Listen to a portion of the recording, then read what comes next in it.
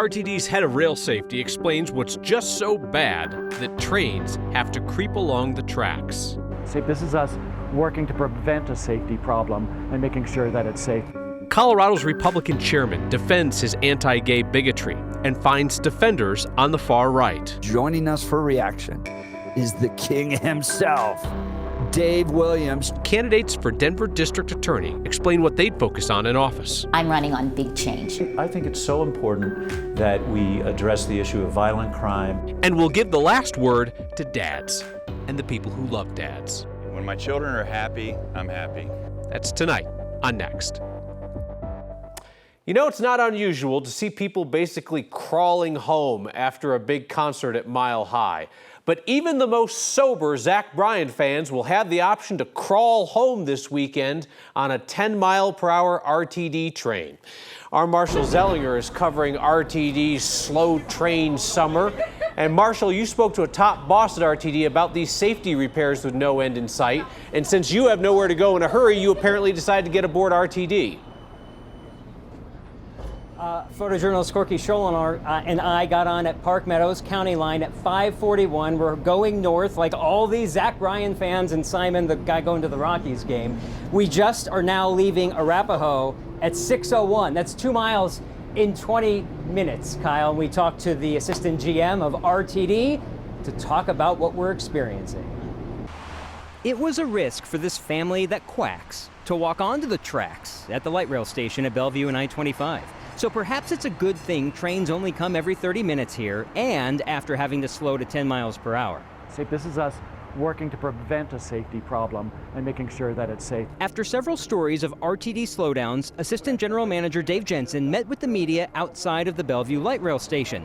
Between here and Park Meadows, the trains have to go 10 miles per hour because of rail burn discovered on parts of the track. The concern from a safety standpoint is that the rail burn over time could develop a crack.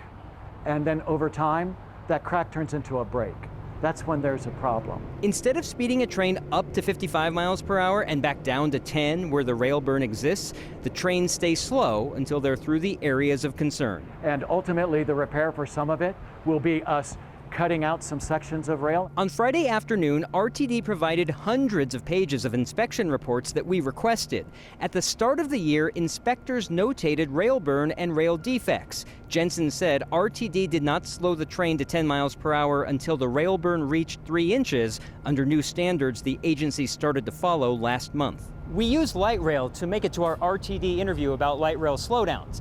But the only option to make it to the interview on time was to leave this station 1 hour, 20 minutes before the interview. There are 2 reasons. 1 train an hour because of rehab work on the sound barriers and because of sections of track where we can only go 10 miles an hour. We got here 50 minutes early. Had we waited for the next train, we'd be 10 minutes late. Is that sufficient as you're encouraging people to take the train? Yes. I would say that it's not without its challenges. I don't mean to brag, Kyle, but I can run faster than we're moving right now. We've barely inched away from Arapahoe, have not come close to Orchard. I can see the Orchard Road exit off the highway there, so we're getting closer to Orchard. I love breaking news to people, except in this situation. Amy and Drew here, a couple of the ones that are going to the Zach Bryan concert, you said you're taking light rail back.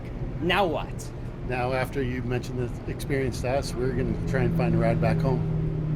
That might be an expensive proposition compared to light rail, Kyle, but there are people who are learning this now. Talk about signage. RTD wasn't aware that, or was asked about why isn't there signage about the slowdowns. They're considering that now, and I think this is proof that maybe signs would help about the slowdown. Man, I tell you what, Marshall, there are some organizations in town that just can't seem to catch a break.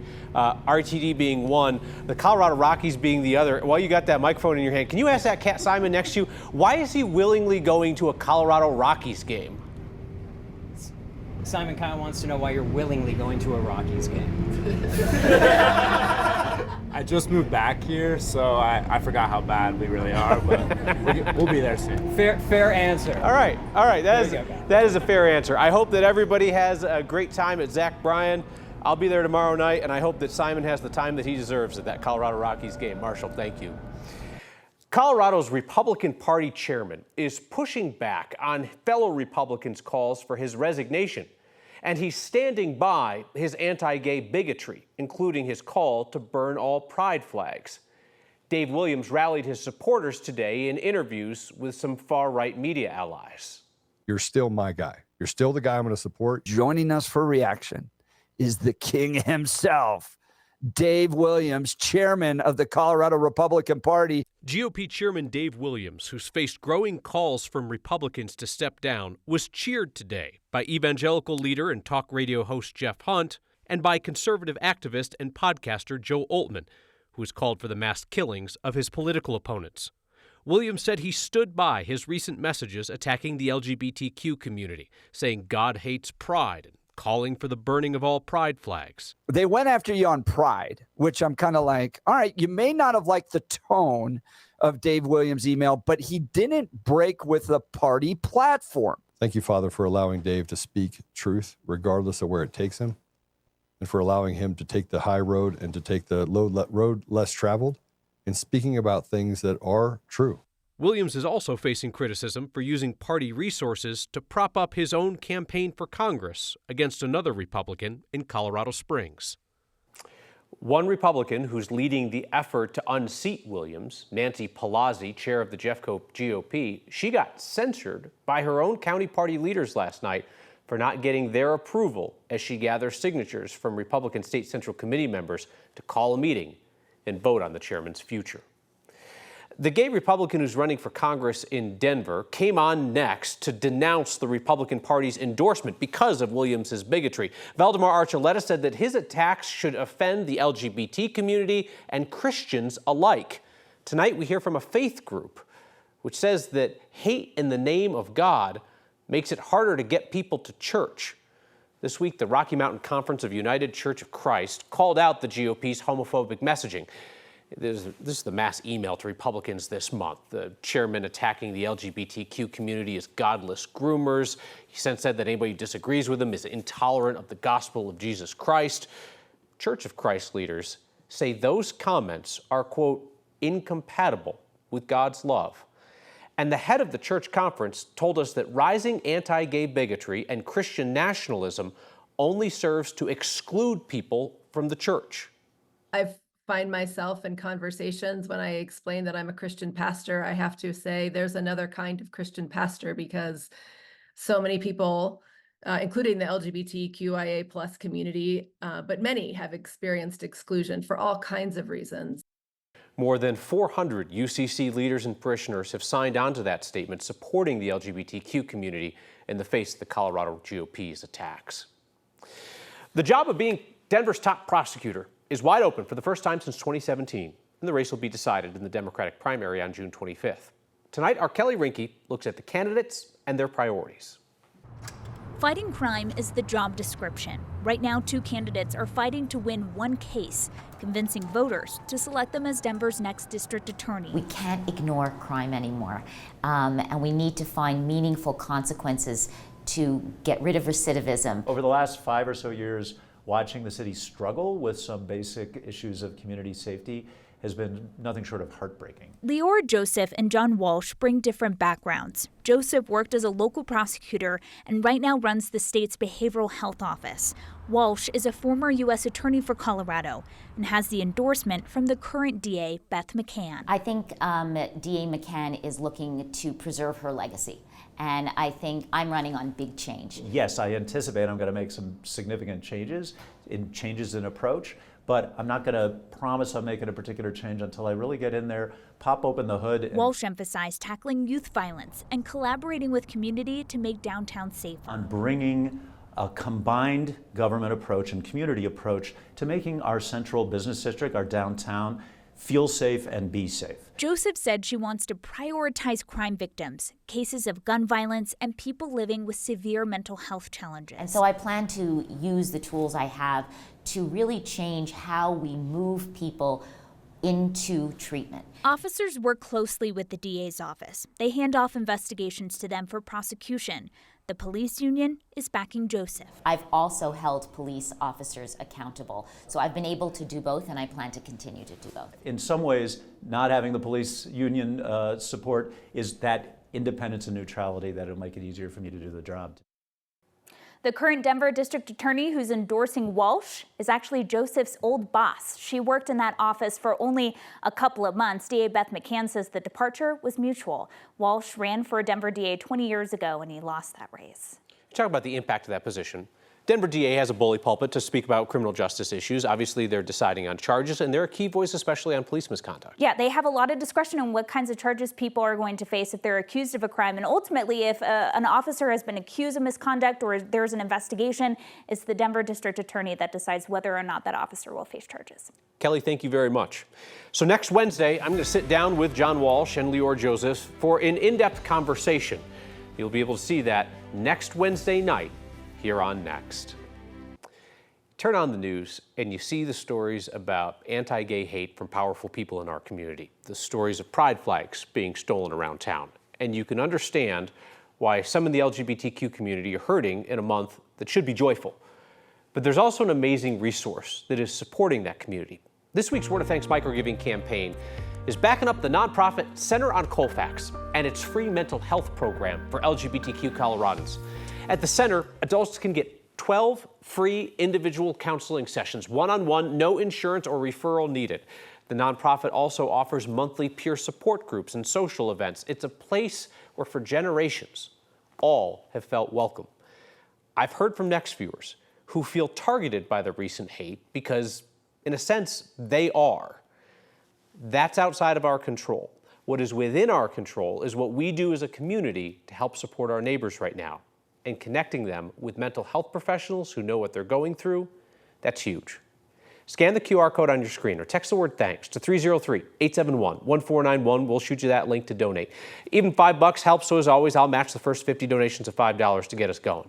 More than 2,700 of you have signed up to simplify your giving by making a monthly donation to the Word of Thanks Fund. You donate once, we split it up amongst all the nonprofits. And it's meant we've started recent microgiving campaigns with almost $20,000 in donations each week.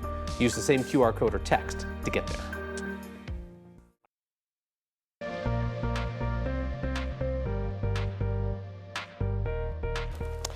Haven't helped the hostas today. Gardens on the south side of the metro area got a heaping helping of hail. It came down hard in Littleton, and out by Roxborough State Park, hikers got soaked as that storm moved through.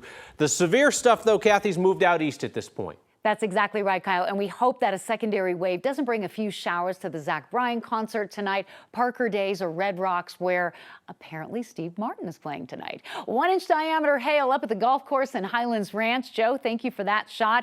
Hail and wind and rain, that came in early today, but storms moved in as early as they did, and now they're moving out. Still going pretty strong on the far eastern plains. We've had some 1- and 2-inch diameter hail reports. We've also had damaging winds to 50 and 60 miles per hour. All east of Akron and Lyman. Denver quiet for now. We hope that stays the case as we move through the southeastern part of the state. Heavy flooding rain on some of those county roads. Storms are moving from the southwest to the northeast in a severe thunderstorm watch area that continues till 9 o'clock.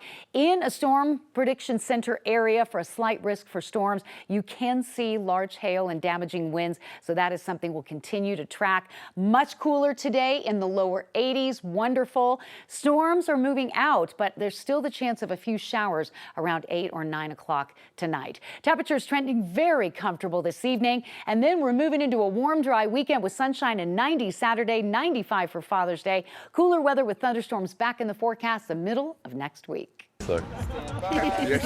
all in them. Is there? Yeah. Come on, Minnie. See? That's why you have a dad. We're talking to dads and grandpas and those who love them. Celebrating the good news in Coloradans' lives, next. This weekend, it's all about dad. So today we ask dads, grandpas, people who have a dad, our favorite Friday question. What's your good news?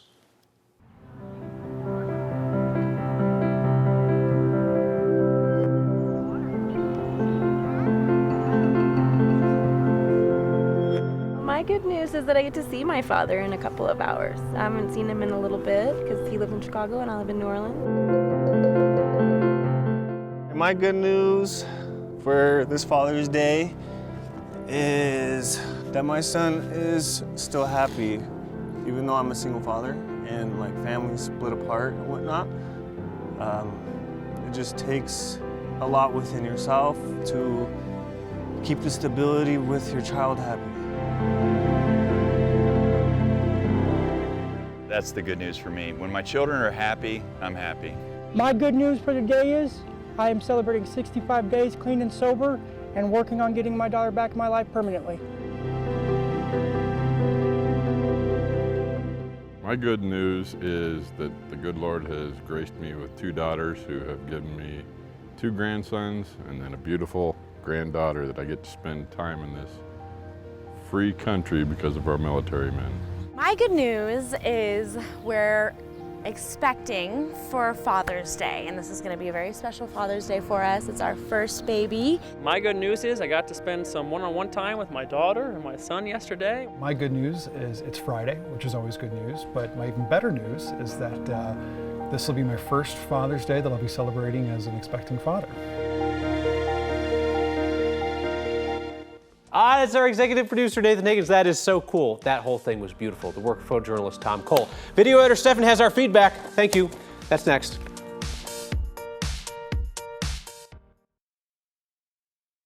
The most Colorado thing we saw today is all the stuff found when the snow melted in Breckenridge.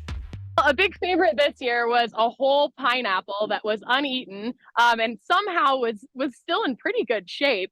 Somebody had a pineapple on the slopes with them. That's cool. They also found a big bottle of barbecue sauce, mittens, vapes, beads, somebody's Invisalign. You imagine hitting the ground so hard your yard sale tosses the Invisalign out of your mouth? Dave writes, when I was a kid, I saw people calling my father Joe, so I started addressing him the same way. He pulled me aside and said, lots of folks can call me Joe, but you're the only person who can call me Dad. I love that a ton.